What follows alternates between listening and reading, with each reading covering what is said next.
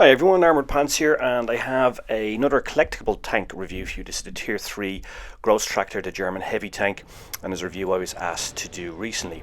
As always, we'll have a look at the tech spec, and we will do that using blitzhanger.com. And this used to be a premium tank back in the day before 5.5.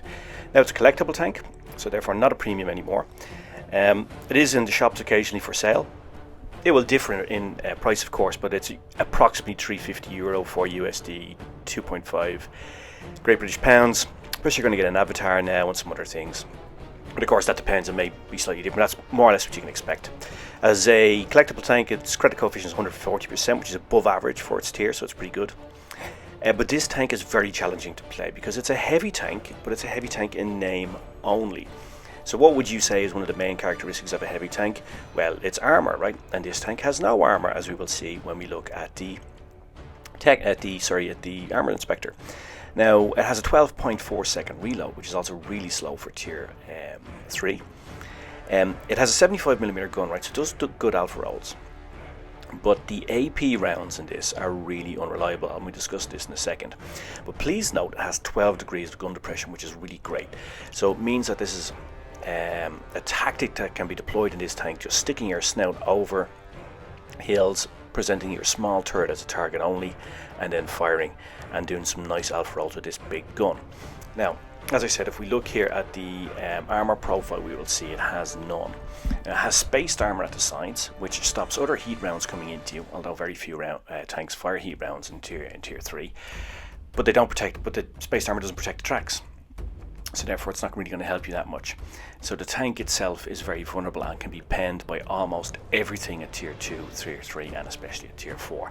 So just assume you're going to get penned by everything. So you're kind of saying, okay, Armoured, well, that's all well and good, but how do I play this tank then? Well, you can't play this tank as a heavy tank. And I said it's a challenging tank to play. And here's why, right?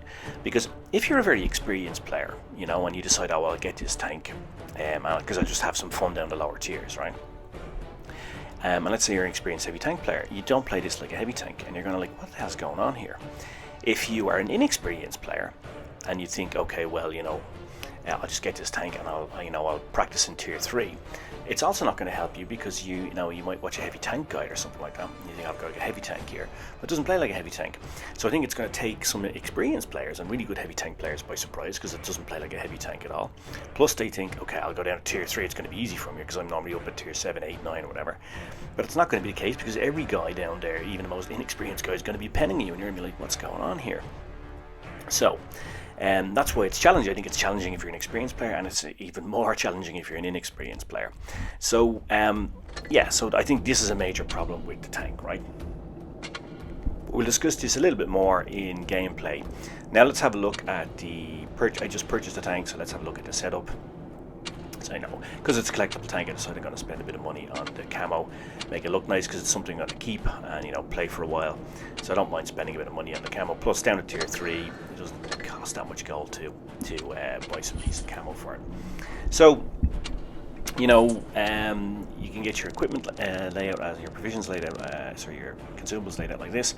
The ammo, I am going to actually take a significant amount of heat, and I'll explain why. Let's have a look at the technical setup here at the equipment. I'm going to use supercharge, I'm going to use refined gun, I'm going to use improved assembly because it has no armor, so take the extra hit points and just set it up as you saw there. Now we are going to have a look at a mastery game here in this tank, but I want to discuss with you again about the tactics. So firstly, I'm going to use the gun depression here. I told you can't play this as a heavy tank, so how to play this tank? Play it as a light tank. Why? Well, you may have noticed, if you're paying attention, when we looked at the tech spec, this tank is extremely fast. It does 44 kilometers an hour. It has fast acceleration too, so therefore it pretty much moves like a light tank. It has characteristics of a light tank and it has no armor. So basically the only thing it's lacking that a light tank not would have is the superior view range. So just be aware of that. But basically you need to play this as a light tank. And you see here, this is the gun depression in action. Taking my time aiming because this tank has a relatively slow aiming time, and you don't want to miss with a 12.4 second reload. You really don't want to miss with this thing because it feels like a lifetime when you're trying to reload. But here I am playing it safe, just using that 12 degrees of gun depression to pop my little tiny turret over the hill and put in some really nice rounds into this Hetzer. And you know, with the big alpha rolls that you can do with this tank, you know, 100 to 140 alpha rolls, you know, it can do some nice damage. Just be aware of the slow reload, because you really need to make your shots count, because if you don't, at tier 3, it can, as I said, it can feel like a lifetime when you're waiting to reload.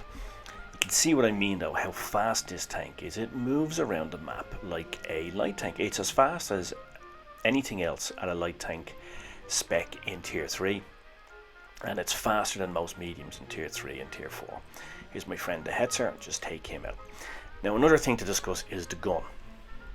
The gun is short and stubby, so therefore that affects accuracy over distance, because there isn't enough, it's basic physics, there isn't enough of a barrel length to give this tank a lot of accuracy over distance, which is why bigger guns tend to have longer guns tend to be more accurate. It also, by the way, you saw a bounce there, you don't normally get those, so just take that as a bonus. Normally,